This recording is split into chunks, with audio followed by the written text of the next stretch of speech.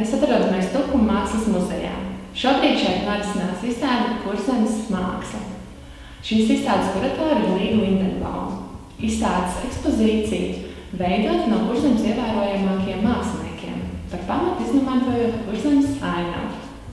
Sakarā ar Kurzemes mākslas un dzejas dienām, kas norisināsies šī gada septembrī, dzejnieki tika aicināti šiem darbiem radīt savus darbus. Tā ir tapuši gana daudz dzejas un daži arī prozas darbi. Dzejnieki varēja brīvi izvēlēties dažādu mākslinieku darbus un radīt viņiem dzejoli. Līdz ar to ir tādi mākslas darbi, kur vairāk ir uzrunājuši dzejniekus, un tur ir pat saskatāmi 4-5 dzejas darbi tam veltīti. Un ir arī darbi, kuros pagaidām neviens dzejnieks nav apcerējis. Tomēr izstāde var atklāt, mākslas un dzejas dienas norit pilnā sparā un idejām pilna galva. Pašreiz Tukuma muzejs veic ekspedīciju Rīgas ielā.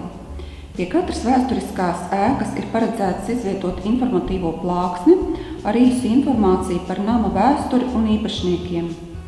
Arī pie Rīgas ielas 27. nama, kur jau ilgu laiku atrodas mākslinieku darbnīca. Pirms kara šajā namā radījis Kārlis Neilis. Kad viņš devās emigrācijā, darbnīcu pārņēma Ancis Artuns. Pašlaik šajā namā strādā Alberts Pauliņš. Rīgas ielas svētki un plākšņu svinīgā atklāšana ir 12. septembrī 18:00.